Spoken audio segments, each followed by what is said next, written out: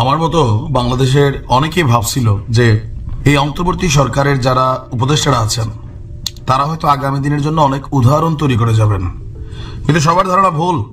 এগুলা কিচ্ছু হবে না। কারণ মেইন কারণটা হচ্ছে কি, ধরেন জাতি তো বাঙালি, শরীরের ভিতরে চর্বি, সারা দেশ জুড়ে এই যে অস্থিতিশীল পরিবেশ, এরপরেও স্বরাষ্ট্র উপদেষ্টা মোটা চামড়া, গন্ডারের চামড়া পুরো শরীরে।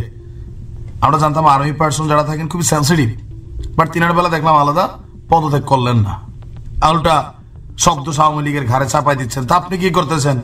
আওয়ামী লীগ অপরাধ করতেছে, তা আপনি করতেছেন কি?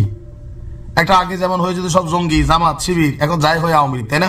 আপনার পদত্যাগ করা উচিত। ঘটনা ঘটছে অন্য জায়গায়, গাইবান্ধায় দুর্বৃত্তদের ছুরিকাঘাতে বৈষম্য বিরোধী ছাত্র আন্দোলনের 3 জন প্রধান নেতা এখন মৃত্যুর সাথে পাঞ্জা লড়ছে। ঘটনা যুবলীগ ছাত্রলীগই ঘটাইছে, এটা আবার চলে আসছে যে ঘটনার পিছনেও যুবলীগ, ছাত্রলীগ, আওয়ামী লীগ। আর আহতদের মধ্যে সংগঠনটির জেলা শাখার যুগ্ম আহ্বায়ক শরীফুল ইসলাম আকাশের অবস্থা খুবই গুরুতর। প্রত্যক্ষদর্শী এবং সূত্র বলছে, গতকালকে রাত 9:30টার দিকে শহরের স্বাধীনতা প্রাঙ্গণ মাঠে বাণিজ্য মেলায় প্রকাশ্যে এই হামলার ঘটনা ঘটছে। একদম স্ট্যাপ করছে, ফাইরা ফেলছে, পেটের নিচে উজুরি মজুরি। মাসব্যাপী বাণিজ্য মেলার শেষ দিনে ছাত্রনেতা শরীফুল ইসলাম আকাশ, মেহেদি হাসান, যুগ্ম সদস্য সচিব শেফাউর রহমান তারা মেলায় ঘুরতে যান। এ সময় একটি দোকানে এক নারীকে হেনস্থা করা হচ্ছিল দেখে তারা বাধা দেন। ক্ষুব্ধ হয়ে একদল দুর্বৃত্ত তাদের উপর হামলা চালায়। হামলাকারীদের ছুরিকাঘাতে 3 জনেরই গুরুতর আহত হয়। শরীফুল ইসলামের পেটের একটু উপর থেকে প্রায় 50টি সেলাই দেওয়া লাগছে। অন্য 2 জনকেও চিকিৎসা দেওয়া হচ্ছে। এই ঘটনার প্রতিবাদে রাতেই শহরের ডিবি রোডে বিক্ষোভ করে বৈষম্য বিরোধী ছাত্র আন্দোলনের নেতাকর্মীরা। পরে রাত 12টার দিকে তারা গাইবান্ধা সদর থানা ঘেরাও করে হামলাকারীদের দ্রুত গ্রেপ্তারের দাবি জানান।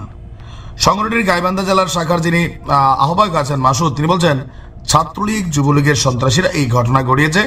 গণতান্ত্রিক আন্দোলন দমনের একটি ন্যাক্কারজনক প্রচেষ্টা আমরা দাবি জানাই। আর ওসি সাহেব বলছেন, এই ঘটনায় 3 জনকে আটক করছে, বাকিদের আটকের চেষ্টা চলছে। দেশ জুড়ে বিশাল নৈরাজ্য বিশৃঙ্খলা চলছে, যে না ভাই আগের যারা ছিল লুটপাটকারী রাজনীতিবিদ খুবই খারাপ, এখন যারা বসছেন আমার অনেক ভালো। কিন্তু আপনি দেখছেন ক্ষমতার এই চেয়ার খুব আলাদা জিনিস। এই যে এত আলোচনা সমালোচনা, এর পরেও এই লোকটার কোন রকম প্রতিক্রিয়া আছে? লঙ্কায় যে যায় সেই রাবণ হয়। ওই দূর থেকে মনে করলেন গরিব অবস্থায় থাকায় খালি বড় লোকদের দোষ হয়, আর ওই চেয়ারে বসাই দিলে গরিব যখন মনে করলেন যে অযোগ্য লোক যখন যোগ্য একটা জায়গা পাইয়া যায়, আউলাই যায়। ভাই অনেকের নমুনে আমরা দেখছি। আসিফ নজরুল স্যার সারা বছর কি মিষ্টি মিষ্টি কথা বলতেন, এখন তিনিই তো সরকার। কি মানে কি করছেন, কোথায় কি হচ্ছে? খালি সংস্কার সংস্কার, মানে কি সংস্কার? কি আমরা কি দেখছি? সংস্কার আর উন্নয়ন। আওয়ামী লীগ ছিল উন্নয়ন, পানি খায় মানুষ।